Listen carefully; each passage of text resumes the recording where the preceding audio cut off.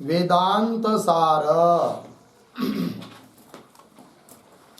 वेदांत सार ग्रंथ में पेज नंबर 97 संस्कृत में देखिए, इदानीं मिला पंक्ति। इदानीं प्रत्यगात्मनि इदम् इदम् अयम् अयम् आरोपयति इति विशेषतः उच्यते। ठीक है जी। तो चलिए भाई, अब तक ईश्वर चैतन्य के ऊपर महाप्रपंच का आरोप अध्यारोप कैसा हुआ है, कैसा माना जाता है, इन सभी बातों का सविस्तर वर्णन किया। ठीक है। अब प्रत्यगात्मा में भी कैसा अध्यारोप होता है अर्थात आरोप होता है, इस बात को दिखाने के लिए ग्रंथकार आरंभ कर रहे हैं। दूसरी भाषा में कहना हो तो तत्वमसि इस महावाक्य में प्रथम पद है तत्, द्वितीय पद है त्वम और क्रियापद असि।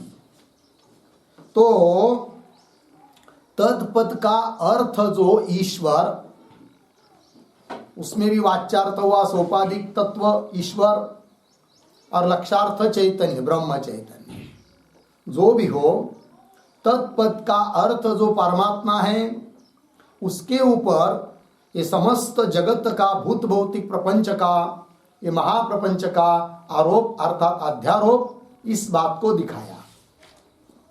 अब उसी तत्वमसि महावाक्य में जो द्वितीय पद है त्वम, उस त्वम पद का जो अर्थ है प्रत्यगात्मा, ईश्वर जीव साक्षी जिसको कहते प्रत्यगात्मा कहते हैं, अब उसके ऊपर भी बहुत सारे पदार्थों का आरोप अज्ञान के कारण जीव के द्वारा होता है। तो कौन कौन चीज का आरोप होता है, इस बात को स्पष्ट करने के लिए अब ग्रंथकार आरंभ कर रहे हैं इदानीम इत्यादि पंक्ति के द्वारा। ठीक है। तो पंक्ति देखिए, इदानीम, चाहे तो इदानीम के पूर्व में एक वाक्य लिख लीजिए, अवतरणिका के रूप में लिखते हैं, ईश्वर चैतन्य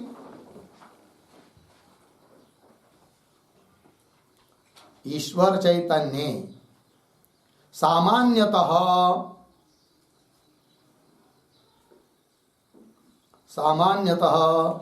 महाप्रपंच अध्यारोप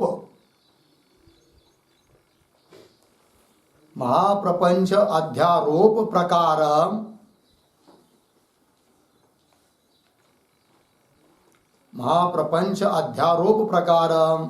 सप्रपंचम अभिधाय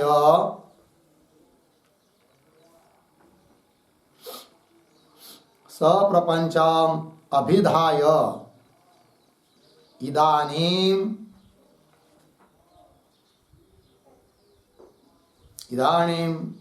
प्रत्यगात्मने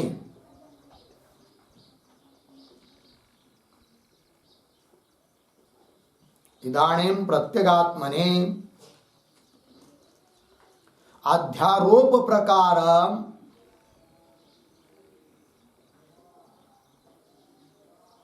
अध्यारोप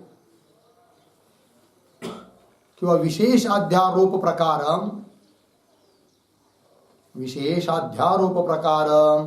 दर्शयितो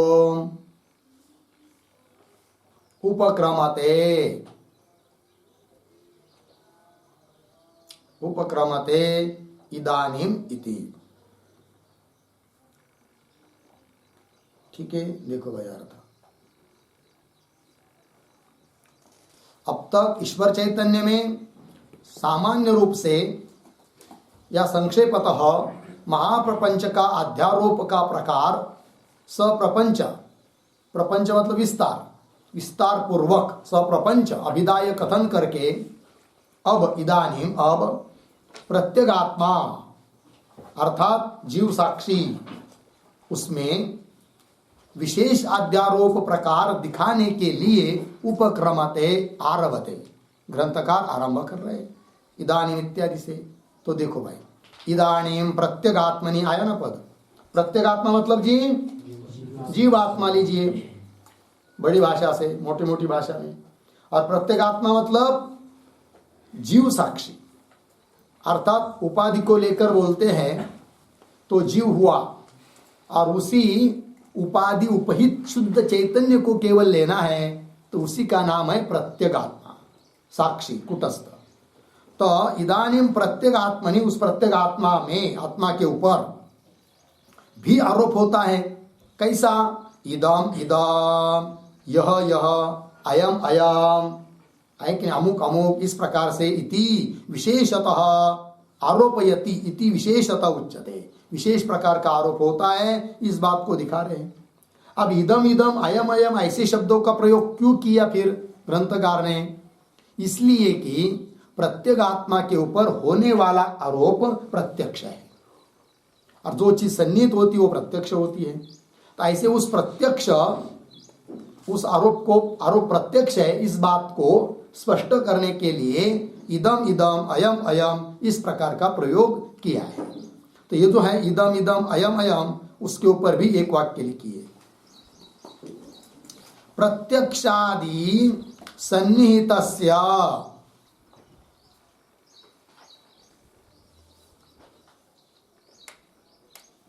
प्रत्यक्षादि सन्निहितस्य आपत्यादि धर्मिणः,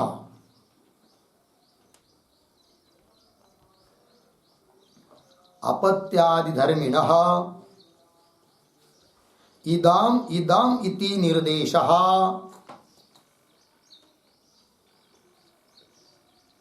इदम इदम इति निर्देशः क्रियते, क्रियते पूर्ण विराम। इदम इदम इति, इदम इदम इति आदरे विप्सा भवति, आदरे विप्सा भवति। ठीक है जी, देखो भाई अर्थ। तो प्रत्यक्षादि सन्निहितस्य, प्रत्यक्षादि है कि नहीं, प्रत्यक्ष, प्रत्यक्षादि सन्निहितस्य आपत्यादि धर्मिणः, प्रत्यक्षादि प्रमाण के सन्निहित जो आपत्यादि धर्मी, धर्म वाला जो होता है उसको धर्मी कहते हैं। तो आपत्य, संतान, पुत्र पुत्री, ये सब क्या है? आपत्य है। तो उन धर्मी वो प्रत्यक्ष है। हर एक व्यक्ति को अपना पुत्र, अपने बच्चे, घर, पत्नी, ये सब, स्वयं का शरीर, ये सब क्या है? प्रत्यक्ष है। तो प्रत्यक्षादि सन्निहितस्य आपत्यादि धर्मिणः इदम इदम इति निर्देश, उनको, उनके बारे में, देहादि पुत्रादि इनके बारे में, है कि नहीं, वो प्रत्यक्षता इस बात को दिखाने के लिए इदम इदम इति निर्देश क्रियते, उनके बारे में इदम इदम यह निर्देश किया जा रहा है, निर्देश उल्लेख है कि नहीं। फिर इदम इदम दोबारा क्यों आया? अयम अयम, इदम इदम, तो विप्सा कहती द्विरुक्ति, आदर में द्विरुक्ति। अपने पुत्र, अपने पत्नी, शरीर, इसके बारे में बहुत लोगों को आदर होता है, इस बात का स्पष्टीकरण करने के लिए विप्सा हुई है, द्विरुक्ति हुई है। होगा इतना? आगे चलिए। आप विशेषतः उच्चते, विशेषतः विशेष रूप से आरोप दिखा रहे प्रत्यगात्मा के ऊपर। तो चलिए, अति प्राकृतः तु आत्मा वै जायते पुत्रः इत्यादि श्रुतेः अर्धविराम। स्वस्मिन् इव स्वपुत्रे अपि प्रेम दर्शनात् अर्धविराम। पुत्रे पुष्टे नष्टे च अहमेव पुष्टः नष्टः च इति इत्यादि अनुभवाच्च पुत्रः आत्मा इति वदति। हो गया? तो पहला मत, तो कौन किसको आत्मा कहता है? जो आत्मा नहीं है उसको आत्मा कह रहे हैं, अर्थात वो सब क्या है? लोगों को भ्रम है, आरोप, अध्यारोप, आरोप बोलिए, अध्यारोप बोलिए, भ्रम बोलिए, वस्तु में अवस्तु का कथन बोलिए। तो यद्यपि वस्तु कौन है यहाँ पर? प्रत्यगात्मा चैतन्य, किंतु उसका ज्ञान न होने के कारण लोग उसके ऊपर आरोप करते हैं अन्य अन्य चीजों का। तो किस किस का आरोप होता है? तो अलग अलग बुद्धि से अलग अलग आरोप होता है। तो सभी का एक एक क्रम से दिखा रहे हैं। तो सबसे पहले दिखा रहे हैं अति प्राकृत बुद्धि वाले लोगों का आरोप। तो अति प्राकृत पंक्ति मिली, हाँ, तो अति प्राकृत इसके ऊपर लिखिए एक नंबर का आंकड़ा।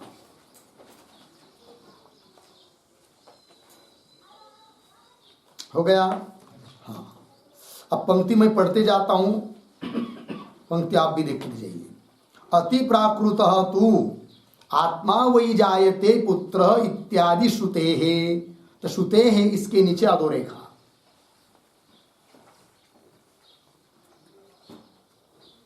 फिर आगे स्वस्मिन इव स्वपुत्रे अपि प्रेम दर्शनात्। तो प्रेम दर्शनात् इसके नीचे अधोरेखा। फिर आगे पुत्रे पुष्टे नष्टे च अहमेव पुष्टः नष्टः च इत्यादि अनुभवात् इसके नीचे अधोरेखा। हो गया ना? अनुभवाच्च पुत्रः आत्मा इति वदति। हो गया इतना? वदति। तो वदति का कर्ता कौन है भाई? अति प्राकृत। वाक्य के आरंभ में आया है अति प्राकृत वदति। अति प्राकृत व्यक्ति बोलता है। अब अति प्राकृत शब्द का क्या अर्थ है? अति प्राकृत शब्द का अर्थ लिखिए। अति प्राकृत मतलब बराबर अति स्थूल बुद्धि।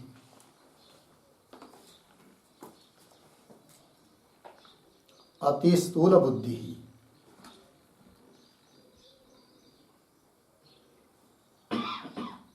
ठीक है ना?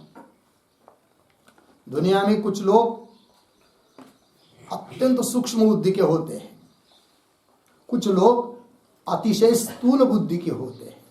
लग गया जी? तो बोलेंगे अतिशय स्थूल बुद्धि और अतिशय सूक्ष्म बुद्धि मतलब क्या? तो बहुत छोटे छोटे अर्थों को भी जान पाता है, बहुत बुद्धिमान है, उसको तुम अति सूक्ष्म बुद्धि कहोगे क्या? नहीं, ऐसी परिभाषा यहां नहीं है। बुद्धिमान व्यक्ति वो अति सूक्ष्म बुद्धि वाला, ऐसा अर्थ यहां नहीं है। वो भी अति स्थूल बुद्धि वाला हो सकता है। अति स्थूल बुद्धि वाला मतलब क्या? तो जिसको देहादिक के ऊपर रही बुद्धि टिकी हुई है, देह के बाह्य वस्तु के ऊपर बुद्धि टिकी हुई है, मैं के रूप में देह को ही स्वयं का स्वरूप समझता है, या देह के संबंधी पुत्रादि को अपना स्वरूप समझता है, इनको कहते हैं यहां पर क्या? अति प्राकृत, अति स्थूल बुद्धि। ठीक है ना जी? तो अति प्राकृत अत्यंत स्थूल बुद्धि वाले लोग वदति बोलते हैं। क्या बोलते हैं? तो वदति शब्द मिला, वदति के पूर्व में आया है क्या?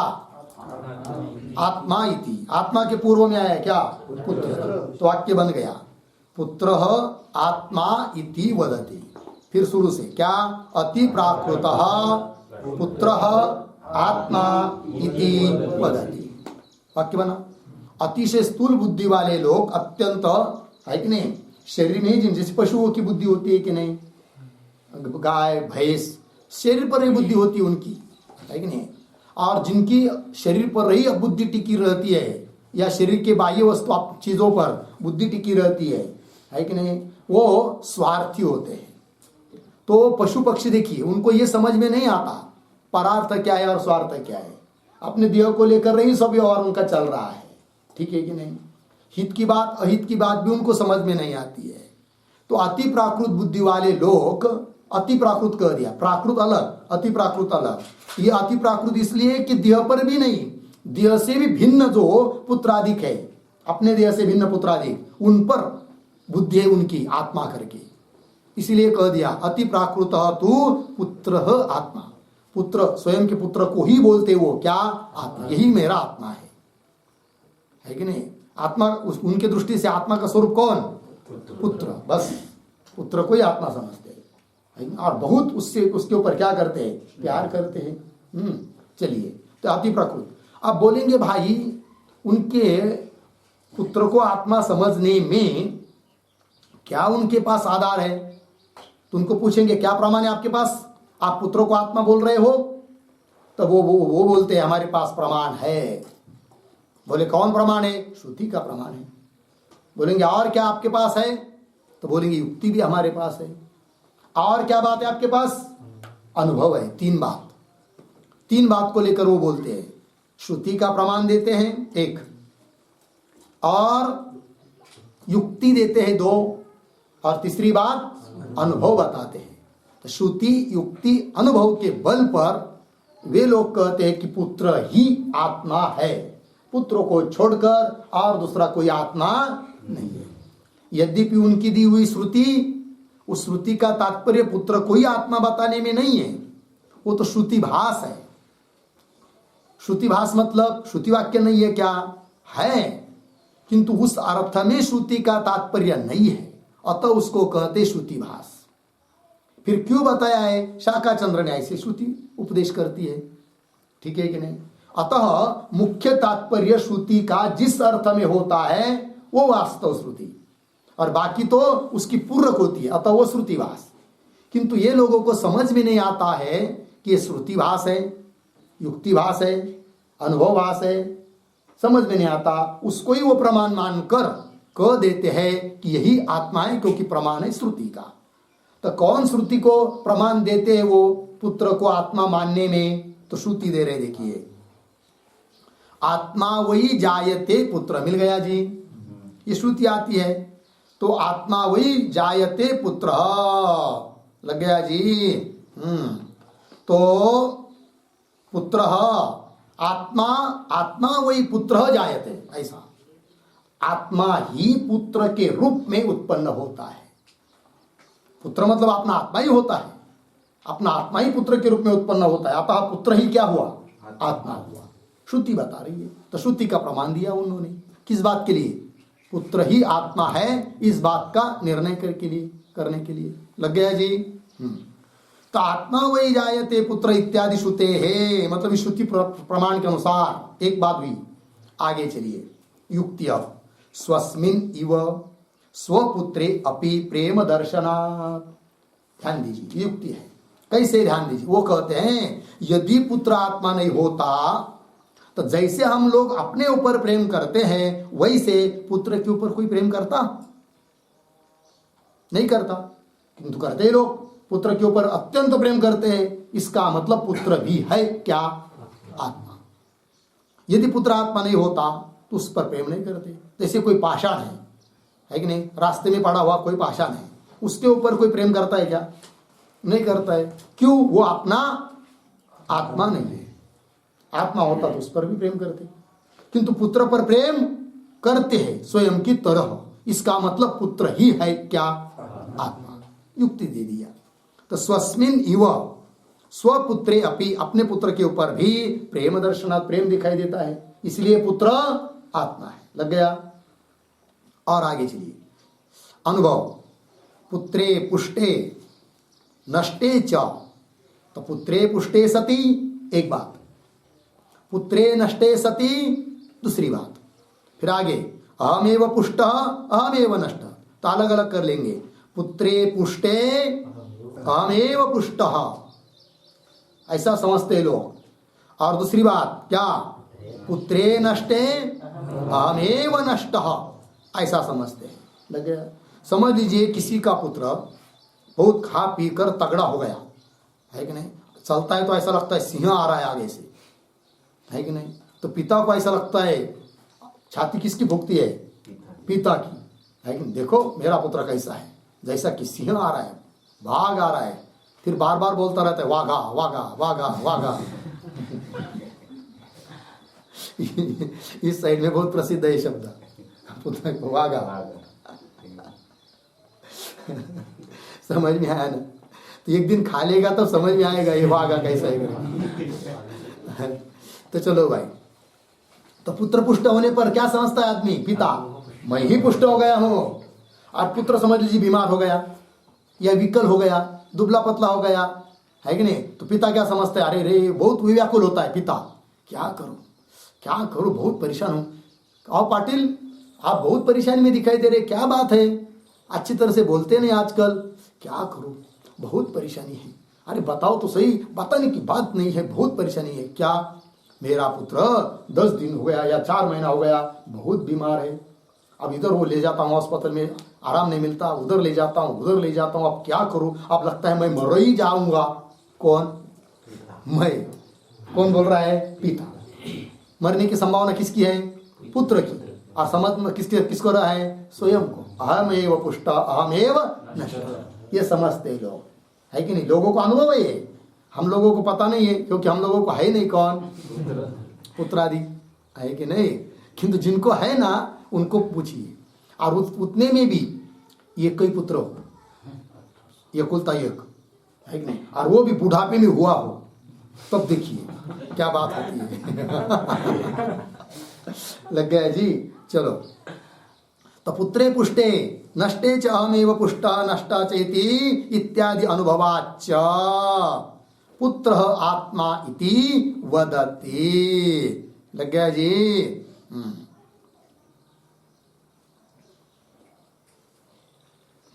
ये जो आया है ना, अनुभवाच्च इत्यादि इत्यादि अनुभवाच्च, उस पर एक वाक्य लिखिए। अति स्थूल बुद्धि ही, अति स्थूल बुद्धि पुरुषः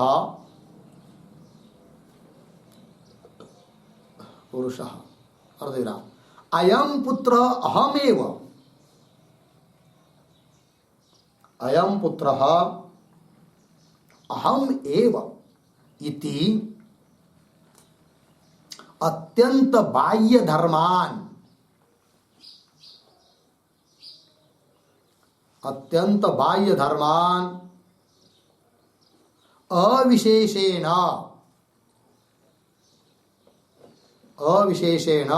आत्मने अध्यारोपयति इत्यर्थः। आत्मने अध्यारोपयति इत्यर्थः। ठीक है? देखो भाई, अति स्थूल बुद्धि जो पुरुष होते हैं वे क्या? तो अयम पुत्र अहमेव, यह पुत्र है ना, ये मैं ही हूं, अहमेव इति अत्यंत बाह्य धर्मान, अत्यंत बाह्य धर्म है कि नहीं? शरीर के धर्म वो भी बाह्य है, किंतु अत्यंत बाह्य नहीं है, थोड़े बार पास में है, किंतु पुत्रादिक तो अत्यंत बाह्य है। तो अत्यंत बाह्य धर्मों को अविशेषेण, सामान्य रूप से आत्मनि, अपने आत्मा में अध्यारोपयति, आरोप कर लेते हैं। तो लग गया जी? प्रत्येक आत्मा में अत्यंत बाह्य धर्म का आरोप हुआ। आगे चलिए, चार्वाकस्तु हो गया ना? हाँ, आगे की पंक्ति चार्वाकस्तु। तो चार्वाकस्तु आ रहा है ना, उसके ऊपर लिखिए 2 नंबर, तो दूसरा मत चालू हुआ। अत्यंत प्राकृत लोगों का मत बताया, अब चार्वाक का मत बता रहे हैं। ठीक है?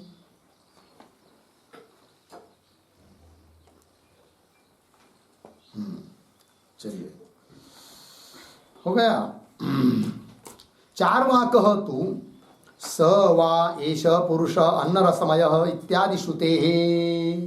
तो श्रुते के नीचे अधोरेखा, अर्धविराम, फिर आगे प्रदीप्त गृहात् स्वपुत्रं परित्यज्य अपि स्वस्य निर्गम दर्शनात्। तो निर्गम दर्शनात्, इसके नीचे अधोरेखा और अर्धविराम। फिर आगे चलिए, स्थूलोहम कृशोहम इत्यादि अनुभवाच्च। तो अनुभवात, इसके नीचे भी अधोरेखा।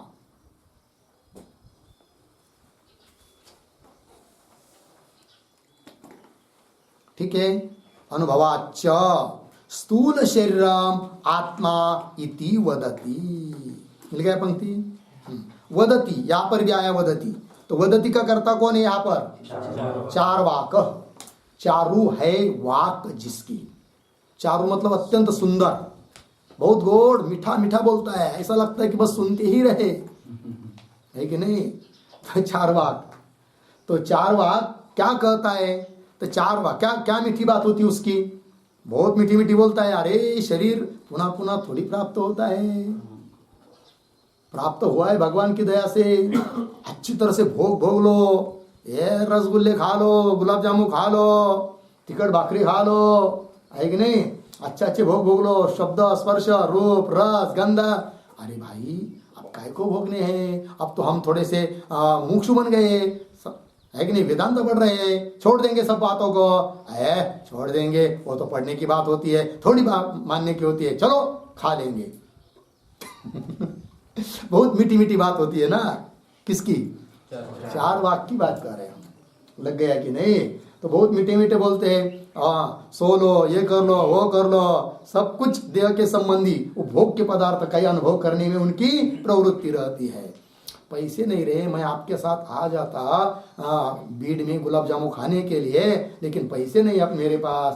अरे वो बगल वाले के पास बहुत पैसे है, आपके साथीदार के पास, उनसे ले लो ना, उसना कर्जा। फिर बाद में कहाँ से दूं? एक बार ले लिया, बाद में देखा जाएगा, दिया तो दिया, नहीं तो नहीं दिया। ऋणम कृत्वा घृताम पिबेत, ऐसा वो कहते हैं। कौन? चारवाक। लग गया जी। तो चलो बहुत गोड़ बोलते हैं। उसको ऐसे होते हैं कि पैसे ले होटल में जाके फोटो निकाल लो, स्टेटस पर देखो भाई, और आगे की बात बता दिया उन्होंने। फोटो लेकर पैसे लेते किसी से, होटल में जाते, फोटो भी निकालते और स्टेटस में भी लगते रखते हैं। ठीक है, चलो जाने दो। चारवाक तू क्या कहता है? चारवाक वदती किम वदती चारवाक। हाँ, वदति के पूर्व में आया है स्थूल शरीरम, आया है ना।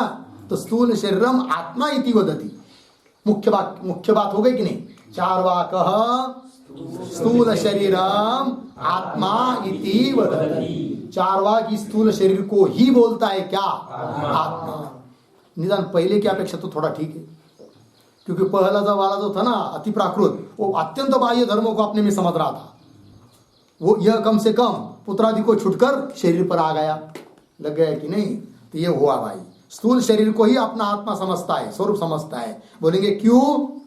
हेतु क्या, अर्थात प्रमाण क्या? तो यह भी प्रमाण देता है श्रुति, युक्ति, अनुभव। तो श्रुति क्या? श्रुति दे रहे, देखिए चारवाक तु स वा एष पुरुष न रसमय, श्रुति है। वह यह पुरुष कौन है? अन्न रसमय, अन्न के रस से जो बना हुआ है स्थूल शरीर। तो स्थूल शरीर को आत्मा कह रही है, वो पुरुष कह रही है श्रुति। अर्थात स्थूल शरीर ही है क्या? आत्मा। श्रुति का प्रमाण दे दिया। यद्यपि श्रुति का तात्पर्य थोड़ी है स्थूल शरीर आत्मा है बताने में, है कि नहीं? वो तो शाखाचंद्र न्याय से अंतर्मुख करने के लिए ऊपर की बात बताती है, फिर उसके अंदर, फिर उसके अंदर, फिर उसके अंदर करते करते करते आत्म तत्व को बताना चाहती है कौन? किंतु ये समझ नहीं पाते। ये क्या है? अपने को अनुकूल जितना वाक्य मिल गया उतने को प्रमाण मान लिए, इसलिए कहता है वो श्रुति प्रमाण है करके। कौन? चारवाक। तो देखिए भाई, स वा एष पुरुषा न रसमय इत्यादि श्रुते है। और फिर युक्ति बताओ, तो युक्ति दे रहे, प्रदीप्त गृहात् स्वपुत्रम परित्यज्य अपि स्वस्य निर्गमन दर्शनात्, है कि नहीं? मतलब ये क्या बता रहा है कि ऊपर वाले ने जो बताया था ना पुत्रात्मा करके, उसका खंडन, तभी तो स्थूल शरीर को आत्मा कह पाएगा ना। पीछे वाले का खंडन, फिर अपना मंडन। ठीक है, पीछे का खंडन नहीं करेंगे, केवल आपका अपना ही कथन करेंगे तो सुनने वाले को दुविधा हो जाएगी, वो सही है ये सही। इसलिए पूर्व वाले का क्या करना है? खंडन, और अपना प्रतिपादन, तब पक्की बात हो जाती है। तो वो कहता है, ये कहता है चारवाक, पुत्र मित्र कोई आत्मा नहीं है। बोलेंगे क्यों? हम युक्ति बताते पुत्र आत्मा नहीं, क्योंकि कैसे? पुत्र से भी ज्यादा प्रेम अपने शरीर पर होता है, और जिस पर ज्यादा प्रेम होता है वो आत्मा होता है, अतः अपना स्थूल शरीर आत्मा है। तो बोलेंगे पुत्र की अपेक्षा अपने स्थूल शरीर पर ज्यादा प्रेम होता है, कैसे? तो उदाहरण दिया उसने, प्रदीप्त गृहात्। समझ लीजिए किसी झोपड़ी में पुत्र और पिता सोए हुए हैं, गर्मी के दिन है, दोपहर के 2 बज गए हैं, मई महीना है, और घास फूस की झोपड़ी बनी हुई है। न हो, लेकिन हो चुका, बाहर से किसी कारण आग लग गई कुटिया को। ठीक है, ऐसे समय पर जग गया पिता। अब इतनी आग लग चुकी थी, यदि 1 सेकंड उशिर हो जाता, लेट हो जाता, तो स्वयं भी जल के मर सकता है। ऐसे समय पर वह पिता अपने पुत्र को जगा के उसको पहले बाहर ले जाएगा या स्वयं पहले बाहर दौड़ेगा? स्वयं पहले बाहर दौड़ेगा। बोलेंगे छोड़ो पुत्र मित्र, पहले स्वयं दौड़ता है। लग गया जी। बहुत संकट आता है ना जी, तब समझ में आता है कौन किसका है करके। जब तक संकट प्रसंग नहीं आता है तब तक लगता है यार ये तो मेरे लिए प्राण भी देने के लिए तैयार है। लेकिन प्राण क्या, वो फालतू क्या टाकाऊ वस्तु भी नहीं देने के लिए तैयार रहता है। लग गया है कि नहीं? प्राण की बात तो बहुत अलग होती है। अभी तक लगता था पिता को क्या कि यह पुत्र क्या मेरा नहीं, क्या पुत्र को लगता था कि मेरे पर बहुत प्रेम है। किसका? पिता का। लेकिन पिता जब जलने लगा पुत्र, क्योंकि पिता भाग गया, तो पुत्र को नींद खुल गई और बाहर में दौड़ने के लिए भी जगह नहीं बची। चारों तरफ से घेर लिया है अग्नि ने। अब देख रहा है मेरा पिता का है, मेरा पिता का है, मेरा पिता का है। तब उसको समझ में आया, अरे यार मैं तो समझता था क्या मेरा बाप मेरे ऊपर बहुत प्रेम करता है। भाग गया साला मेरे को छोड़कर, जाने दो। लग गया है कि नहीं? तो कहने का तात्पर्य क्या होता है कि पुत्रों को छोड़कर भी आदमी भाग जाता है प्रदीप्त गृह से। इसका मतलब पुत्र की अपेक्षा ज्यादा प्रेम किस पे ऊपर करता है? स्वयं के शरीर के ऊपर। वही प्रदीप्त गृहात है कि नहीं? जल रहा है घर। प्रदीप्त गृहात स्वपुत्रम परित्यज्य, अपने पुत्र को त्याग कर स्वस्य अपना ही निर्गम है, बराबर है ना? निर्गम दर्शना, स्वयं दौड़ जाता है, भाग जाता है। इससे पता चलता है कि पुत्र की अपेक्षा अपने ऊपर ज्यादा प्रेम है, अतः स्थूल शरीर ही है क्या? आत्मा। दो बात हो गई, युक्ति दे दिया। आगे अनुभव, स्थूलोहम कृशोहम इत्यादि अनुभवाच्य। हर एक व्यक्ति बोलता है कि नहीं, अरे क्या करूं भाऊ, बहुत चर्बी बढ़ गई है, क्या करे यार, गोली खा रहा है लेकिन कमाई नहीं हो रही है, स्थूलोहम। और कोई कोई बोलता है क्या करूं यार, लेकिन सुधरते ही नहीं। 3 टाइम भोजन करता हूं और इसके साथ साथ सहायक के रूप में अस्पताल की गोली भी खाता हूं सुधरने के लिए, लेकिन थोड़ी भी तबियत सुधरती नहीं है। एक पाव भर भी वजन नहीं बढ़ रहा है। काजू बादाम भी खाता हूँ छुप छुप के, दरवाजा लगा लगा कर तो भी नहीं तबियत सुधर रही है। लेकिन कृशोहम, तो स्थूल शरीर के बारे में तो बुद्धि हो रही है ना। स्थूलोहम कृशोहम, इसका मतलब स्थूल शरीर ही है क्या? आत्मा। मैं बुद्धि स्थूल शरीर के बारे में हो रही है, अतः स्थूल शरीर आत्मा है, ऐसा कहना हुआ किनका? 4 स्थूलोहम कृशोहम इत्यादि अनुभवाच्च स्थूल शरीरम आत्मा इति वदति। लग गया जी? ये सब याद रखना है भाई। प्रश्न आ सकता है क्या कि 4 वाक स्थूल शरीर को आत्मा क्यों कहता है? तो तीनों बात बतानी पड़ेगी, श्रुति, युक्ति और अनुभव। लग गया कि नहीं? अथवा ऐसा भी प्रश्न हो सकता है, स वा एष पुरुषा नरस्मयः, यह श्रुति किसने प्रमाण के रूप में दी है और किस बात के लिए दी है? तो 4 वाक ने दी है और स्थूल शरीर को आत्मा बताने के लिए दी है। तो ये सब चिंतन करके रखिए, परीक्षा बहुत तगड़ी होने वाली है। लग गया जी? चलिए, ये दूसरा मत हो गया। अब इस वाक्य में प्रदीप्त गृहात इत्यादि पंक्ति आई है ना, तो प्रदीप्त गृहात के पूर्व में एक वाक्य लिखते थोड़ा सा अवतरणी। पुत्रादि शरीरस्य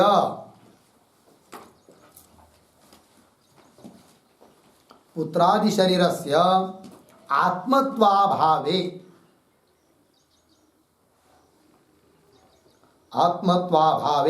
युक्तिम दर्शयन्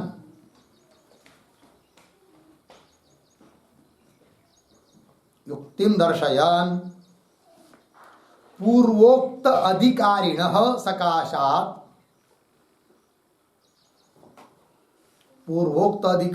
सकाशात् स्वस्य वैलक्षण्यं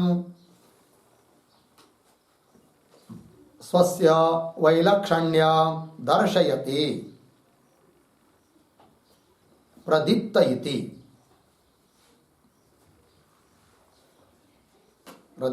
हो गया जी? देखो भाई, तो पुत्रादि शरीर से आत्मत्वाभावे, ऊपर वाले का जो मत था कि पुत्र का शरीर ही आत्मा है, तो वो पुत्र का शरीर आत्मा नहीं है, आत्मत्व का अभाव है उसमें। इस बात के लिए युक्ति को दिखाते हुए पूर्वोक्त जो अधिकारी है उसकी अपेक्षा हम उससे विलक्षण है, इस बात को दिखाया चार्वाक ने प्रदीप्त गृहात इत्यादि पंक्ति के द्वारा। आगे चलिए, अपरश चार्वाक। चार्वाक में भी बहुत भेद है भाई, ये कई चार्वाक थोड़ी है, चार्वाक में भी मतांतर बहुत है। कोई कहता है स्थूल शरीर आत्मा है, कोई कहता है इंद्रिय आत्मा है, कोई कहता है प्राण आत्मा है, लगा है कि नहीं? ऐसे बहुत मतांतर है उसमें, ठीक है। अब अपर चार्वाक, अन्य दूसरा कोई चार्वाक बोलता है, तो ये जो पंक्ति आ रही अपर चार्वाक, उसके ऊपर लिखिए 3 नंबर का आंकड़ा।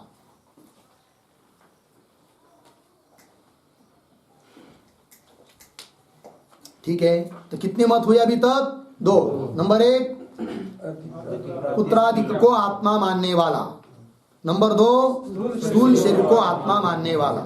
अब चलिए, अब किसको आत्मा मानने वाला आ रहा है? तो इंद्रिय को आत्मा मानने वाले का मत आ रहा है। अब ठीक है, पंक्ति को पढ़ता हूं पहले। अपरः चार्वाकः तेह प्राणाः प्रजापतिं पितरम एत्य ब्रूयुः इत्यादि श्रुते। तो श्रुते के नीचे अधोरेखा। इंद्रियाणाम अभावे शरीर चलना भावात, चलना भावात, इसके नीचे अधोरेखा। फिर आगे काणोहम बधिरोहम इत्यादि अनुभवाच्च, तो अनुभवात इसके नीचे अधोरेखा। अनुभवाच्च इंद्रियाणि आत्मा इति वदति। लग गया जी? तो वदति, वदति का कर्ता कौन है? अपरः चार्वाकः। अपरः चार्वाकः वदति। किम वदति? इंद्रियाणि आत्मा, इंद्रिय आत्मा है, ऐसा ही कहते हैं। आत्मा कौन है? शरीर नहीं, स्थूल शरीर नहीं। इस स्थूल शरीर में जो ठीक ठीक जगह पर लगे हुए है कौन? इंद्रिय, चक्षुर इंद्रिय, श्रोत्र इंद्रिय, घ्राण इंद्रिय, ये सब इंद्रिय मिलकर इंद्रिय आत्मा है, ऐसा इनका कहना। तो पंक्ति देखिए, तो वो युक्ति श्रुति युक्ति अनुभव दे रहे। श्रुति तेह व प्राण, तेह प्राणाः प्रजापतिम पितरम एत्य, वे सभी प्राण, प्राण अर्थात इंद्रिय, वे सभी इंद्रिय प्रजापति के पास गए। प्रजापतिम पितरम, पिता ऐसे प्रजापति के पास, एत्य जाकर ब्रूयुः बोले। तो बोले, तो बोलना बोलना बोलना रूप क्रिया वही कर सकता है जो चेतन है, जड़ तो बोल नहीं सकता है। तो इंद्रिय बोले, इसका मतलब इंद्रिय ही क्या है? चेतन है, वही आत्मा है, ऐसा इनका कहना। लगे पंक्ति? तो तेह प्राणाः प्रजापतिं पितरम एत्य ब्रूयुः, तो ये श्रुति का प्रमाण दे दिया। इत्यादि श्रुते है। फिर आगे इंद्रियाणाम अभावे शरीर चलना भावात्, युक्ति। इंद्रिय नहीं रहेगा तो शरीर चल नहीं सकता, इसका मतलब पीछे का खंडन कर दिया युक्ति कि शरीर, ऊपर वाले का मत क्या था? स्थूल शरीर आत्मा है। ये कहा क्या कर रहा है? स्थूल शरीर आत्मा नहीं है। इंद्रिय नहीं रहेंगे तो स्थूल शरीर क्या करेगा तुम्हारा? समझ लीजिए पैर नहीं है तो क्या करेगा? वो बैठा रहेगा, मर जाएगा बैठे बैठे। आंख नहीं रहेगा तो दिख ही नहीं सकता उसको, क्या काम का वो शरीर? इंद्रिय है तभी शरीर है, इंद्रिय सब निकाल लेंगे शरीर में से, क्या काम का तुम्हारा शरीर? अतः शरीर आत्मा नहीं है, अपितु शरीर जिससे चलता है, किससे? इंद्रियों से। अतः इंद्रिय आत्मा है, ऐसा इनका कहना। लगा पंक्ति? चलिए, तो इंद्रियाणाम अभावे शरीर चलना भावात्, इसलिए शरीर आत्मा नहीं, इंद्रिय आत्मा है। और अनुभव, कानोहम बधिरोहम इत्यादि अनुभवाच्च, यह अनुभव हर एक व्यक्ति को अनुभव होता है कि नहीं? अहम बुद्धि किसमें होती? इंद्रियों में। कैसे? अहम कानः होती कि नहीं बुद्धि? है जी पवन, अहम कानः, ये बुद्धि होती है कि नहीं तुमको? अहम कानः नहीं होती है। कानः मतलब क्या है?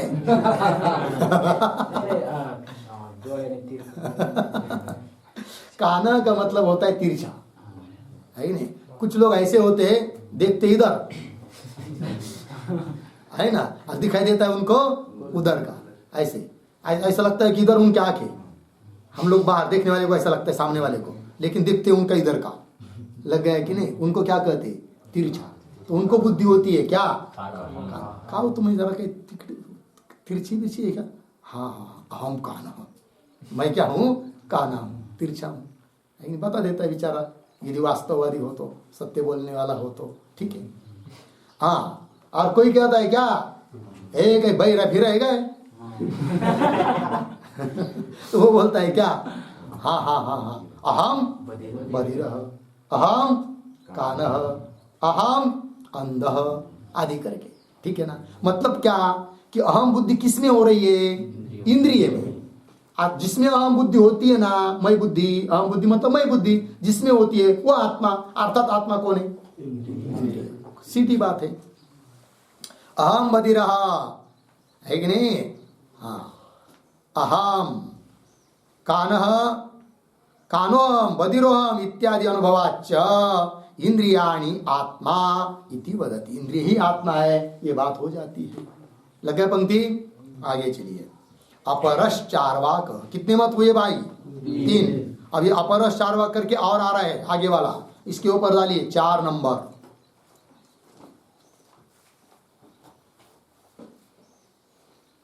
ठीक है ना। तो अभी ये कौन आ रहा है, चारवाक ही है दूसरा, लेकिन प्राण को आत्मा बोलने वाले का मत आ रहा है। तो पंक्ति को देखिए।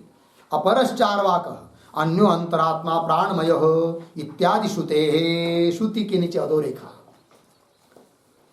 प्राणाभावे इंद्रियादि चलना योगा,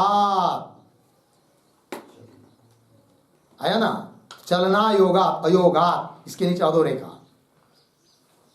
फिर आगे, अहम अशनायावान, अहम पिपासावान इत्यादि अनुभवात, अनुभवात के नीचे अधोरेखा।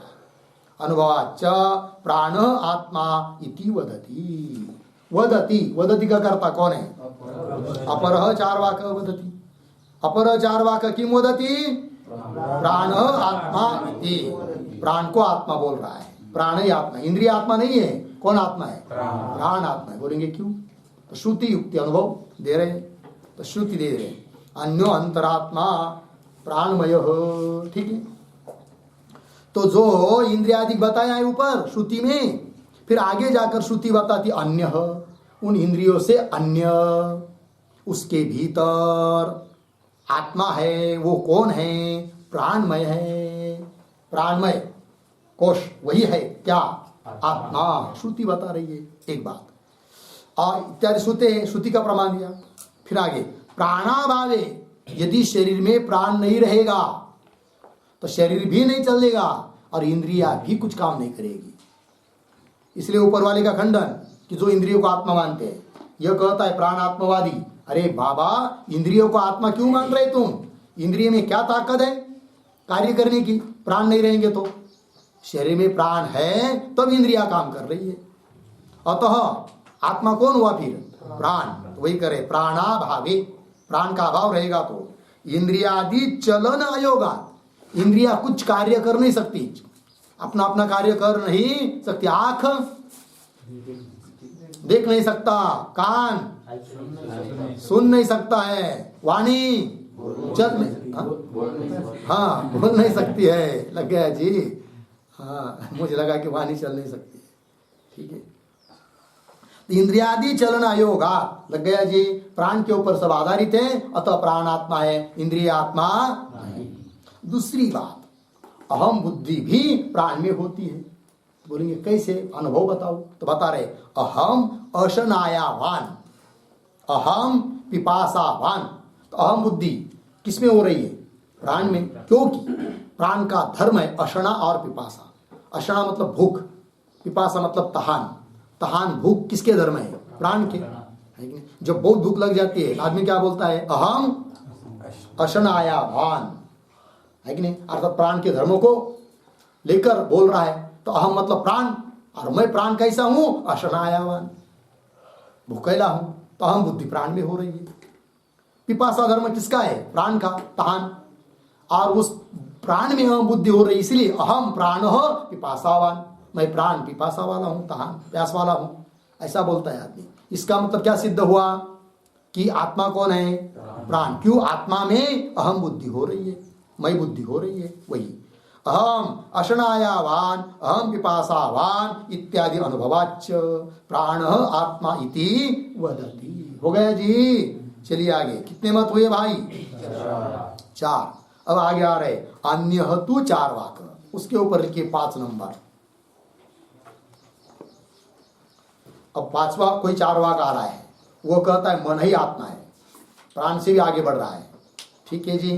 तो चलिए पंक्ति, अन्य तु चार्वाक अन्यो अंतरात्मा मनोमय इत्यादि श्रुते।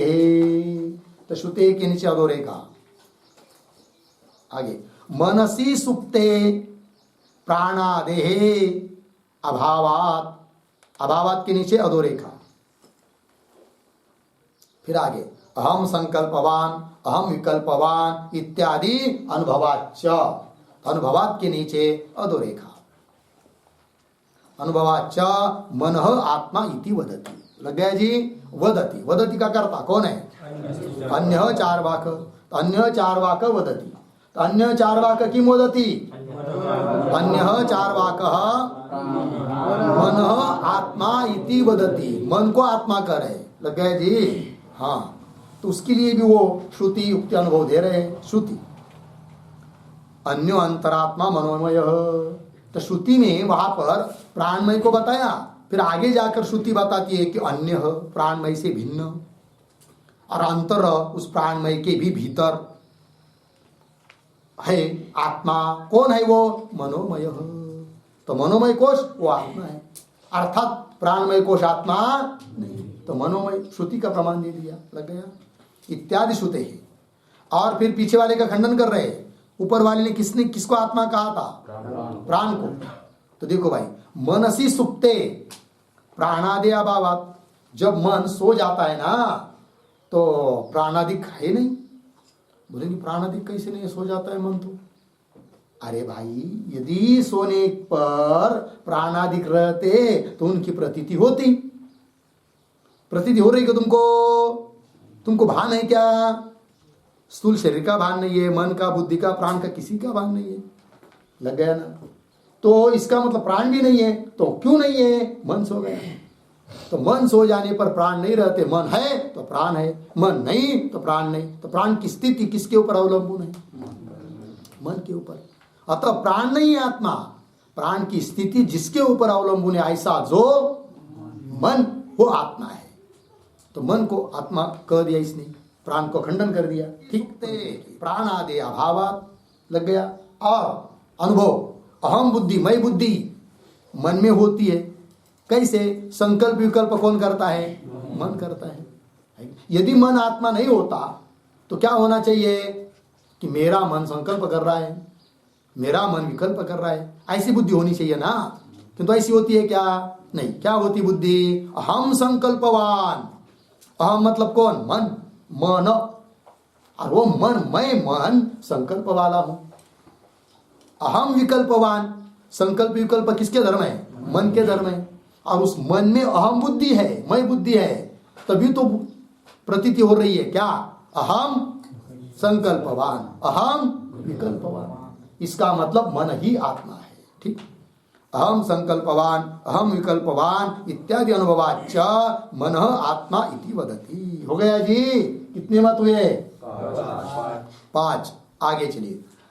बौद्ध तो अब 4 वाक छूट गए, अब बौद्ध मत आ रहा है। ठीक है जी। बौद्ध तो इसके ऊपर लिखिए 6 नंबर का आंकड़ा।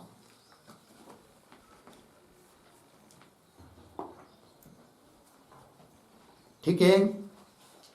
अब बौद्ध में भी बहुत सारे मतभेद है। इसमें यह जो बौद्ध है ना, ये बुद्धि को आत्मा कह रहा है, विज्ञानवादी। कोई बौद्ध आएगा शून्य को आत्मा कहने वाला। ठीक है ना। ये माध्यमिक मत का है। वो आएगा योगाचार मत वाला। ठीक है। तो चलिए, बौद्ध तो अन्य अंतरात्मा विज्ञानमय इत्यादि श्रुते हैं। तो श्रुते के नीचे अधोरेखा कर्तु अभावे करणस्य शक्त्याभावात्, शक्त्याभावात् इसके नीचे अधोरेखा। और आगे अहम कर्ता, अहम भोक्ता इत्यादि अनुभवात्, अनुभवात् के नीचे अधोरेखा। अनुभवाच्च बुद्धि आत्मा इति वदति। हो गया ना। तो वदति का कर्ता कौन है? बौद्ध। बौद्ध वदति, बुद्ध का शिष्य। गौतम बुद्ध के 4 शिष्य है ना, उनमें से यह बौद्ध बोल रहा है भाई। लग गया ना?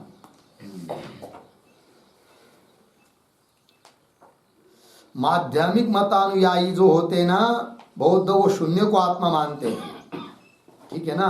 और ये योगाचार मत वाले लगता है, ठीक है। तो वो ये बौद्ध क्या कहते हैं? विज्ञान को ही आत्मा कहते हैं। मिला पंक्ति?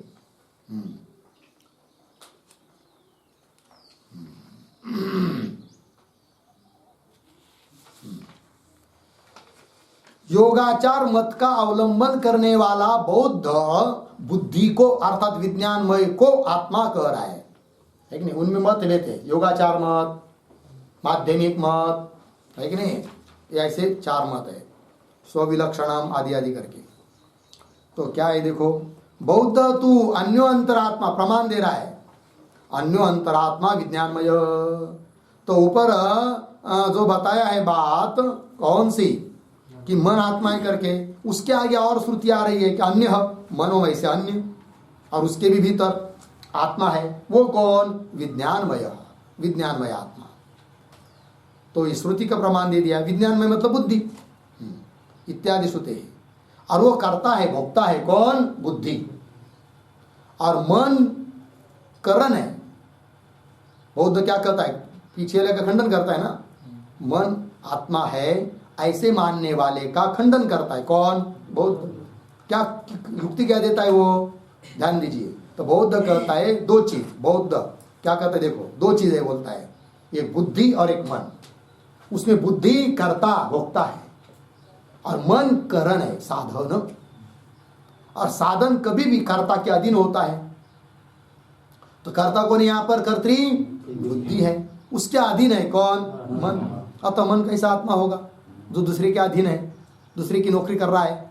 वो कैसा महंत रहेगा, है कि नहीं? अतः मन नहीं है आत्मा, फिर कौन है आत्मा? बुद्धि। वही कह रहे, कर्तृ अभावे, कर्ता का अभाव रहता है तो करणस्य शक्ति अभाव, करण में कोई शक्ति नहीं रहती है।